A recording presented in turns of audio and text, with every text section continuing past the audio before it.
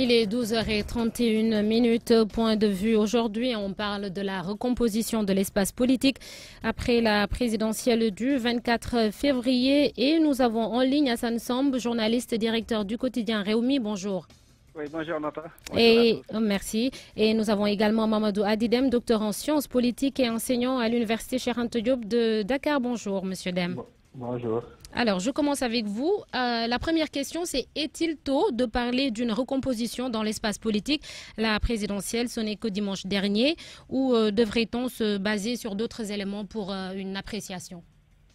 Bon, je vous remercie pour l'invitation. Donc, je pense qu'il n'est pas très tôt aujourd'hui de penser à la recomposition de l'espace politique. D'ailleurs, cette recomposition, elle a commencé.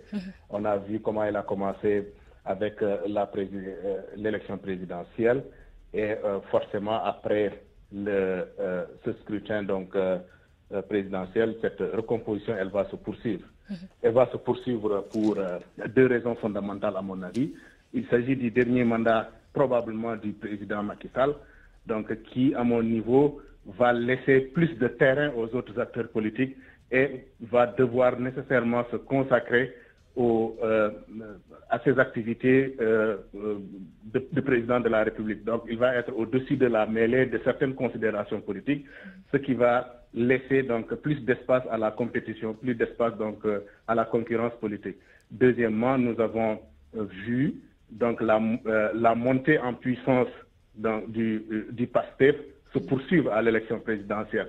Donc, c'est une donne avec laquelle on devrait compter pour les années à venir. Donc, ce qui fait dire que aujourd'hui, nous pensons que le clan présidentiel va continuer à vouloir marquer son hégémonie politique, mais cette hégémonie sera âprement disputée par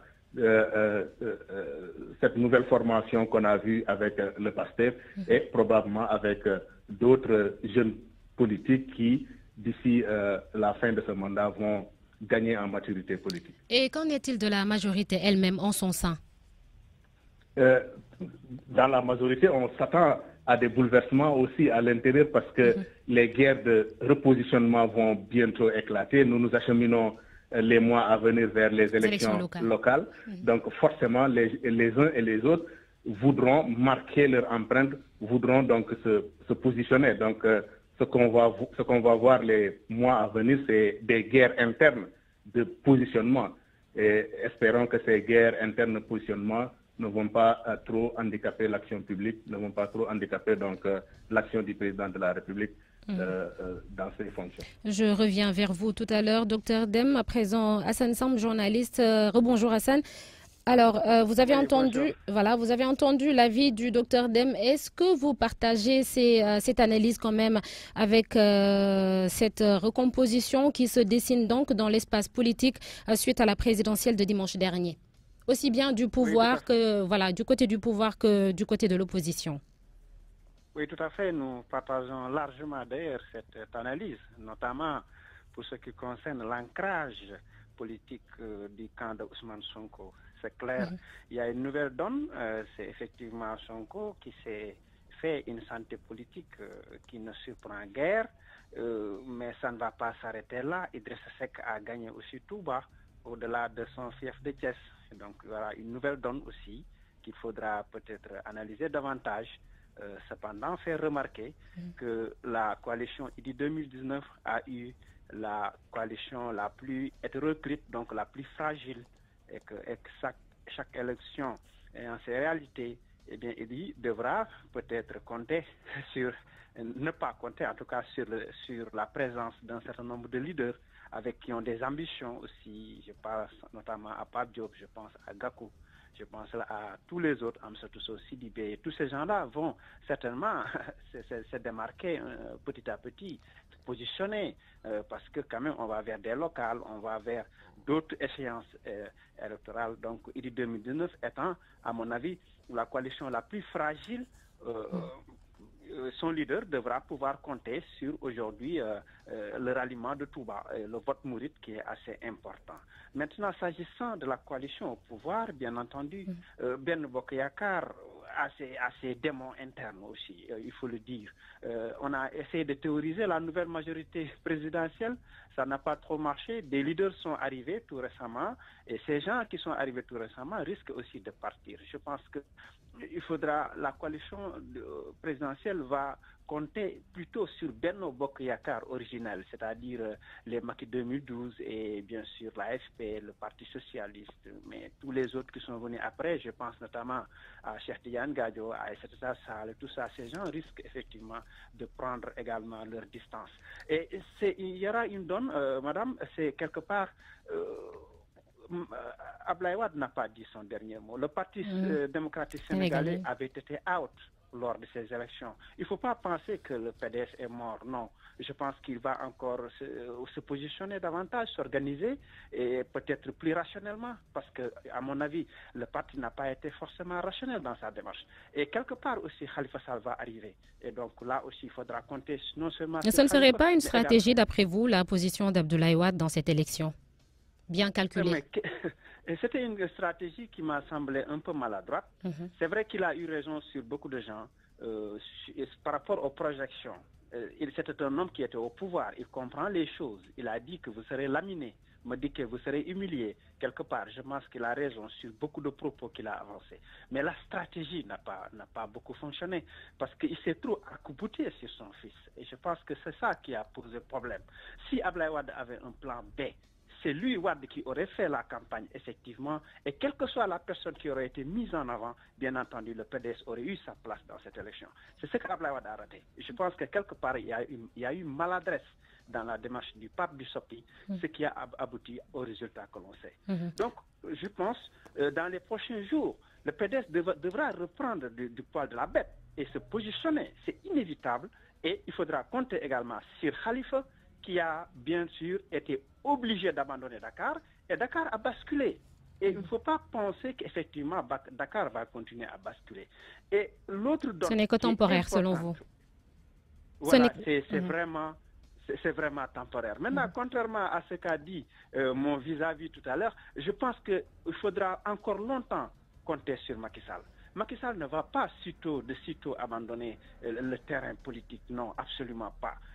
Ça ne veut pas dire qu'il y aura un troisième mandat. Je veux dire par là qu'il y a la jurisprudence Poutine-Medvedev qu'on a expérimenté en République démocratique du Congo avec Joseph Kabila, qui a mis Etienne Félix Tshisekedi. Mais ça ne veut pas dire que ça va forcément se reproduire au Sénégal. Non, mais je vous dis, madame, en Guinée, on va tenter l'expérience. En Mauritanie également. Aziz l'a dit clairement, il va mettre quelqu'un pour être à côté au Sénégal. Pourquoi pas? Je dis, le camp de Macky, ils sont jeunes, ils sont ambitieux, ils sont déterminés et je pense qu'ils ne vont pas reculer de sitôt parce que quelque part, leur démarche, même si elle est critiquée, elle continue à faire des résultats. Et je pense qu'on n'abandonne pas un cheval qui gagne et il faudra encore très longtemps compter sur Macky Sall et ses lieutenants. D'accord. Je reviens vers vous, Hassan Samb, Dr Deme. Alors, Abdoulaye Wade, une icône de l'opposition. Et puis, lors de cette élection, on a vu qu'Idrissa Seck a grignoté l'électorat du Parti démocratique sénégalais et un peu celui de Khalifa Babacar Sall. Est-ce que quand même le statut du chef de l'opposition lui revient de droit? Je pense effectivement qu'aujourd'hui, au vu même des résultats de l'élection présidentielle, le statut de l'opposition lui revient de droit puisque c'est le premier candidat donc, de l'opposition qui est mieux classé. Donc, ne serait-ce que par rapport aux résultats donc, de l'élection présidentielle, aujourd'hui, le statut de l'opposition lui revient de droit. Maintenant, jusqu'à quand? Parce que faut aussi savoir que les choses vont bouger. Tout dépendra de sa capacité donc de maintenir cette dynamique, donc de pouvoir fédérer les forces qui sont autour de lui, ce qui n'est pas du tout évident. Alors que de l'autre côté, nous avons vu un Ousmane Sonko qui est parti tout seul aux élections, donc qui a, à mon avis, plus de chances de pouvoir maintenir sa dynamique progressive vers le sommet. Donc, je pense qu'aujourd'hui, effectivement, il a profité de l'absence du PDS dans cette élection présidentielle pour grignoter quelques voix. Il a su bénéficier de la sympathie du vote mouride. Et là aussi, jusqu'à quand est-ce que Touba continuera toujours à voter pour Idi? Parce que on sait que la nature a horreur du vide et que la scène politique aussi a horreur du vide. Peut-être qu'à l'absence de Maître Abdoulaye Wade ou d'un candidat du PDS, les gens se sont retournés vers Idi parce qu'il n'y avait pas finalement une autre alternative. Donc toutes ces choses-là sont à prendre en considération et comme l'a dit tout à l'heure mon co-débatteur, aujourd'hui la coalition Idi 2019 est la coalition la plus fragile par rapport au futur politique, donc ou par rapport à la recomposition de l'espace politique sénégalais. Hassan Samb, alors dernière question, on peut donc s'attendre à des bouleversements d'ici les élections locales, des élections qui se tiendront en décembre? Oui, tout à fait, parce que comme vous le savez, il y a les égos surdimensionnés des uns et des autres. Toutes les coalitions vont être secouées par cette dynamique-là, y compris d'ailleurs la coalition Benno Bokk Yakaar, parce que là, apparemment, il y a aussi beaucoup de contradictions internes qu'on essaie d'étouffer, parce que simplement on gère le pouvoir, c'est vrai, mais aussi dans les autres coalitions, évidemment, on l'a dit tantôt, avec Idi 2019, les gens vont aller se repositionner dans leur localité, donc c'est clair, il y aura une recomposition, les choses vont bouger, vont changer en fonction, bien sûr, des enjeux en place. Et je pense que ça ne va surprendre personne. Personne ne sera à l'abri, aucune coalition ne sera à l'abri. Il y aura des recompositions. Maintenant, s'agissant du statut de chef de l'opposition, mais ça, on l'agite simplement pour apaiser Idrissa Seck, mais il n'en a même pas forcément besoin. Le référendum, on avait voté pour ce statut, le président ne l'a pas matérialisé, je le regrette. Et je pense qu'il n'avait pas le droit de ne pas le matérialiser. C'est la volonté populaire. Aujourd'hui, on devrait pouvoir régler ce problème depuis très longtemps, on ne l'a pas fait. Mais qu'est-ce qu'Idrissa Seck va faire de ça? Bon, dans ce cas, même s'il est nommé statutairement chef de l'opposition et qu'après, sur le terrain, il est battu par un autre, comme Ousmane Sonko, bien évidemment, ça ne va pas lui profiter. Donc, je pense que, quelque part, on l'a dit simplement pour le tranquilliser un peu, compte tenu de l'énormité de la frustration. Donc, quelque part, je pense qu'aussi, aujourd'hui, ce qui est important, ce sont les enjeux sur le terrain et encore, il y aura d'autres compositions en fonction des enjeux électoraux du moment. Merci beaucoup. Merci. C'était Hassan Samb, journaliste et directeur du quotidien Réumi. Un grand merci également à vous, Mamadou Adidem, docteur en sciences politiques, enseignant-chercheur à l'université Cheikh Anta Diop de Dakar. Il est 12h45 et c'est la fin de ce journal. Le rappel des titres. Enquête sur les appels à la violence sur les réseaux sociaux. 2 présumés membres de la coalition Idi 2019 ont été interpellés à Touba. Ils sont en route pour la division des investigations criminelles. Idrissa Seck dans la cité religieuse ce vendredi. Lui et sa coalition seront reçus par le khalife général des Mourides. Supposé vote de mineurs dans le Fouta, Maître Moussa Diop demande l'ouverture d'une enquête avec les vidéos devenues virales sur la toile. Le directeur général de Dakar Demdik souligne tout de même n'avoir pas assisté à de telles scènes dans cette partie du pays où il était. Le reportage du jour était consacré au stress des parents et le marché des déguisements et au marché plutôt des déguisements à quelques jours du Mardi Gras. Vous l'avez constaté, les goûts des enfants n'ont pas beaucoup changé. Les super-héros ont toujours la cote. Aliouba a assuré et a été du côté de la régie pour cette édition. Merci à lui. Merci également à Georges Déthié Diop pour la réalisation. Retrouvez à 13h El Hadj Ndate Diop pour l'édition en Wolof. Tout de suite, Allô Présidence. Bon après-midi et bon week-end à tous.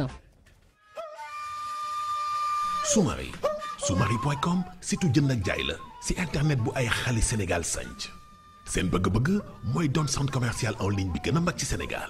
Ak Soumari jarul déplacement lépp loo leen soxla si wàllu électroménager ngeen am choix bu rëy bu yaatu nag ngeen mën ko fekk si suñu site.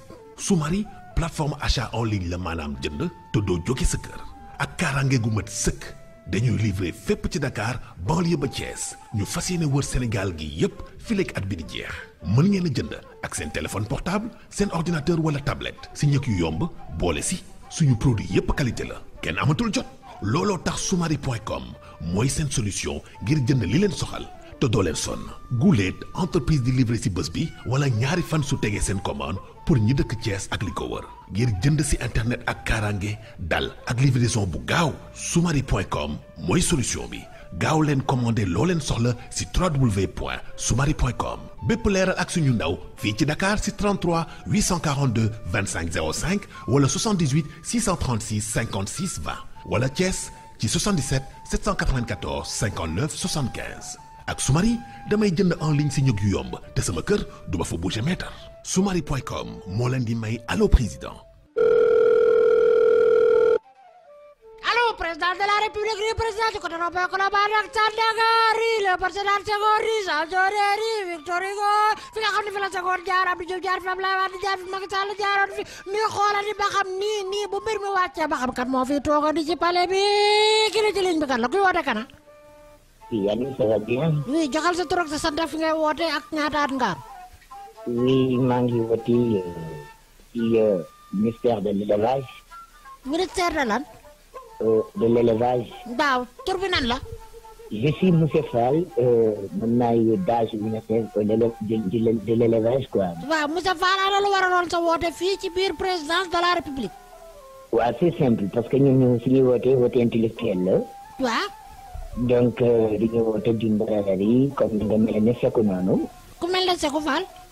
Non déglu ma rek parce que adduna sépp ko wax mu ne standard dafa bari wax dafa rëy lamiñ et puis même booy wax ak kilifa sax bu la jotee au lieu mu ànd ak dal mais yow kenn yaru la. Oui ma Fall xawma DAGE de l'élevage xawma DAGE des poulets xawma DAGE des moutons. waxal li nga jaral li tax nga woote. nga modéré ce langage parce que duma sama rom parce que journal la mat benn. xanaa da ngaa jël ci pikiru xar yi. nii leen. pikiru xar yi xaaral dañ cee pikiru. non yow li tax ñu naan da nga xamati parce que di waxal nit di tudd xar sax moo njëkk a ñaaw. yow da nga yarul modéré wu sa langage mais nag. Fall lu waraloon sa woote bala ma laay coupé. li waral sama woote dama boole naqar ak bànneex. dama jënd benn téléphone boo xam ni iPhone 1000 la muy téléphone bu bees bu génn. téléphone bi.